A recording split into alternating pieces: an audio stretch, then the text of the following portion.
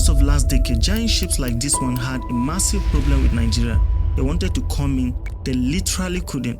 See, the water off Lagos, the economy beating heart of most populous country in Africa, was too shallow. These massive mega ships sit incredibly deep in water. So instead of stopping to feed a market of 230 million people, they just sailed right past it. They dropped their cargo here in Lomé, the capital of Togo, or here in Ghana, or over here in Côte d'Ivoire.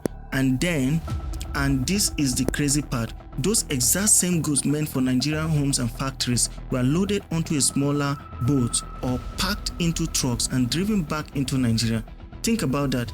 Nigeria was literally paying its tiny neighbor to be its front door. In 2020, the port of Lomé in Togo moved more container traffic than the entirety of Nigeria combined. It was a massive multi-billion-dollar economic embarrassment.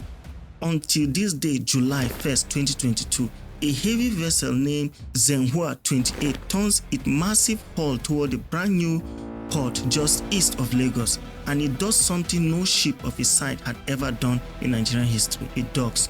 This is the story of a massive $1.5 billion gamble to completely redraw the trade maps of West Africa, and let's see whether this high-stake bet is actually paying off. Let's investigate. To see why Lekki exists, start with the port it was built to rescue.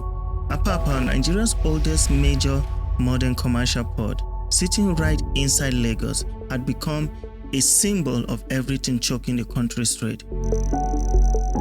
Trucks waiting days to move a single container, a road network so jammed that the gridlock had its own nickname, and its own economy of bribes. But the deeper problem at Apapa was literally depth. Much of the harbor and its approach channels are about 10 to 30 meters deep. Modern container ships ride lower than that when they are full. So the largest vessels, the one that carry cargo most cheaply in the biggest volume, simply couldn't get in. Shipping runs a brutal logic. The bigger the ship, the cheaper the container box. If your port can't handle big ships, every importer and exporter in your country pays more, and the cargo finds the deeper harbor next door. That's exactly what happened. Nigeria is by far the largest consumer market in West Africa, and a substantial share of the region's cargo is ultimately destined for Nigerian businesses and consumers. The money, the jobs, the handling fees, the custom revenues, all leaking across the border. For a country that already imports most of what it consumes, this wasn't just an inconvenience, it was a slow tax on the whole economy. So Nigeria's planners looked east of the city at an empty stretch of the coast on Ibeju-Lekki Peninsula in Lagos State, where the seabed dropped away fast and deep close to the shore. Natural death, the one thing Apapa could never have. The idea was simple to say and almost impossibly hard to do. Build a deep water port from nothing. The idea got a presidential endorsement back in 2002. The first ship couldn't dock for another 20 years. 20 years, that gap is a real story, because building the port was almost the easy part. The hard part was the deal. A port like this cost more than the Nigerian state government could simply write a check for.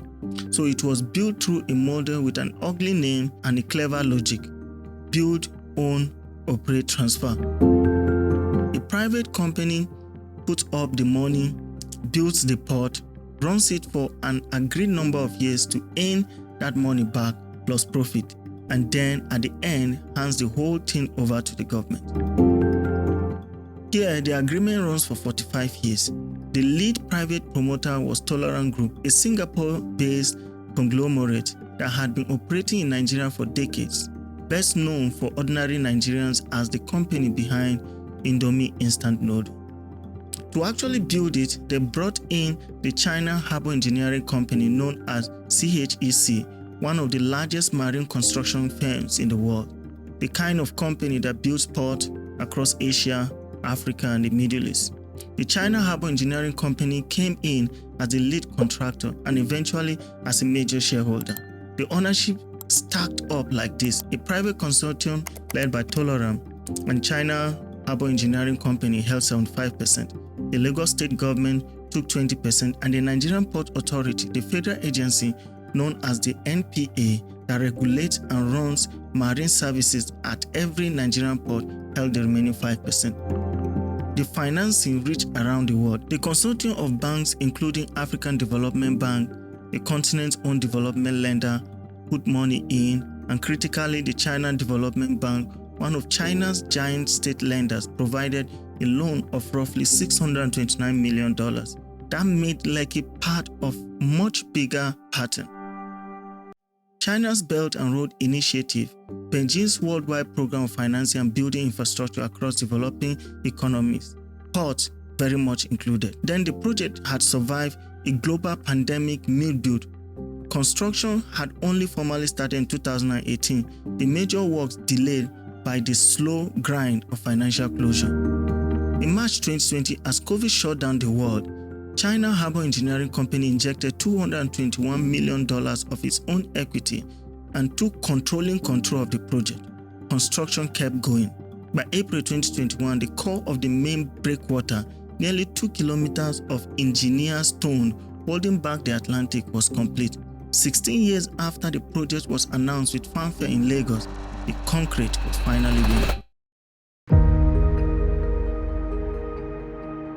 What they built sit on 90 hectares of reclaimed and engineered land within the much larger Lagos Free Trade Zone, about 65 kilometers east of central Lagos. The headline number, the one everything else depends on, is the depth. Lekki's channel and berth were dredged to a draft of 16.5 meters. Set that against Apapa's 10 to 13 meters, and you can see the whole point of the project in a single comparison. This is by a clear margin the deepest seaport Nigeria has ever had, and the first one to be able to take deep drafted mega ships that had been sailing past for years. To protect that deep water, the engineers built a breakwater wall, a wall of rock running nearly 2 kilometers into the sea, breaking the Atlantic swell so ships can berth in calm water. Behind it sits a container case trenching over 1 kilometer and an approach channel dredged so vessels can reach the turning basin where they pivot to dock. And then came the machines. The first ship in 2022 wasn't carrying cargo, it was carrying the port's own hands.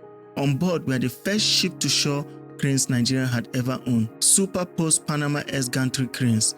Super-post-Panamax is shipping stamp for cranes big enough to reach all the way across the widest container ships afloat, vessels too wide to ever fit through the Panama Canal. These cranes can plug a 65-ton load of a ship and stack it, and they throw enough light to walk through the night as well. But the part that made Lekki genuinely new for Nigeria wasn't visible from the water. It was the software. Lekki introduced highest level of port automation Nigeria has ever seen. Automated gates read container numbers by camera, drive-through scanner, check cargo without unpacking it. A central digital system tracks every container, allowing much of the documentation and processing to be handled electronically, rather than manually at a quayside. For a country whose ports were a byword for delay, that was a real revolution. Not just deeper water, but a port that thinks. Now back to the detail from earlier, the one about Tolaram owning the land around the port. A normal port is just a gate. Cargo lands and they immediately fight its way through city traffic to get anywhere useful. Lekki was designed to skip that fight. It sits inside the Lagos Free Trade Zone, a special economic zone where companies benefit from tax incentives, customs advantage, and streamlined regulation for manufacturing and export, which means a container can come off a ship and move straight to a warehouse or a factory floor inside the same zone without ever entering the chaos of Lagos. And the zone is filling up. Manufacturers in packaged goods, chemicals, ceramics, pharmaceuticals, and vehicles have set up inside. The Indian conglomerate Tata International operates there, and a few kilometers away on the same Ibeju-Lekki peninsula sits the single biggest reason this corridor is now one of the most important industrial addresses on the continent. the Dangote Refinery, built by Africa's best-known industrialist, Aliko Dangote.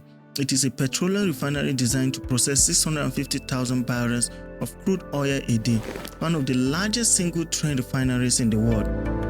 A facility that size moves enormous volume of equipment, material, and product. Together with a nearby deep sea port and surrounding transport infrastructure, it is shaping the economies of entire industrial corridor. This is the part the brochures undersell. Lekki isn't really just a port, it is a seaward edge of an industrial cluster that Nigeria is assembling on purpose. Port, free zone, and refinery stitched together on one stretch of a coast. So 3 years after the first ship docked, did the bet pay off? The honest answer is yes and not yet, both at once. Start with the win because it is a big one. According to Nigerian Port Authority figures, for 2025, Lekki handled the largest share of cargo throughput among Nigerian seaports, around 40.6% during the reporting period, making it the country's busiest port by that measure. For a port that took its first commercial ship in 2023, overtaking facility that had run for decades is a genuinely remarkable climb. Some of that growth is a new kind of business for Nigeria entirely, transshipment. In June 2023, a vessel called the CMA CGM Ringboard, operated by CMA CGM, the French shipping giant that runs Lekki's container terminal, made the country's first official transshipment call. Transshipment means cargo lands at Lekki not to enter Nigeria, but to be redistributed onward to smaller ports around the region. In other words, the same hub role Nigeria used to lose to Lome and Tema, Lekki is now starting to take back. By 2025, transshipment had become one of the port's fastest growing business segments. Now, the not yet part. For all of that, Lekki spent much of 2025 running far below its own ceiling. Mid-year, port executive admitted the facility was handling only around 20% of the cargo volume it was built to process. The reason wasn't the port, it was the economy around it. Nigeria removed its long-standing fuel subsidy in 2023 and floated its currency, the naira. The naira lost much of its value against dollar. Import got drastically more expensive overnight and import volume fell. A port lives on cargo, and for a stretch, there was less of it to move. So both things are true. Lekki became Nigeria's #1 port while still operating at a fraction of its capacity. It won the national race and has barely started running its own. Which brings us to the context the market language tends to skip over. Lekki's promoter like to call it the deepest port in West Africa. That claim doesn't quite survive contact with the map. Ghana's port of Tema rebuilt itself with a brand new container terminal on a channel dredged to around 19 meters. But it isn't alone and it isn't the deepest. It's one of the serious contenders in a regional arms race for the same price, becoming the gateway hub for West and Central Africa, including the landlocked countries Niger, Chad, Mali, Burkina Faso, that have no coast of their own and must route their trade through somebody's port. What Lekki has that others can't easily copy is the thing behind it: 230 million people and that industrial cluster on the doorstep. The cargo doesn't have to be lured to Nigeria, it's already coming to Nigeria. So the most important thing is whether Nigeria could finally catch it at home. And the build isn't finished. Phase 2 is designed to push the quay outward toward 1,500 meters and deepen the water further, lifting the port's eventual capacity towards 6 million containers a year, more than doubles today. The phase depends on the economy stabilizing and on the investor committing the money. There are also longer-term plans to connect the port to Nigeria's rail network so containers can leave by train instead of adding the trucks on the road. The single upgrade that could do most to keep Lekki from recreating Apapa's gridlock a few kilometers down the coast. That's the open question hanging over everything. A port can push ships in from the sea, but it still has to push cargo out by land. Lekki has solved the harder part. The roads and the rails inland are the half still being built. Thank you for watching. If you love definitive African infrastructure project like this, please like and subscribe. And let me know in the comment section what you think about this project. See you on the next one.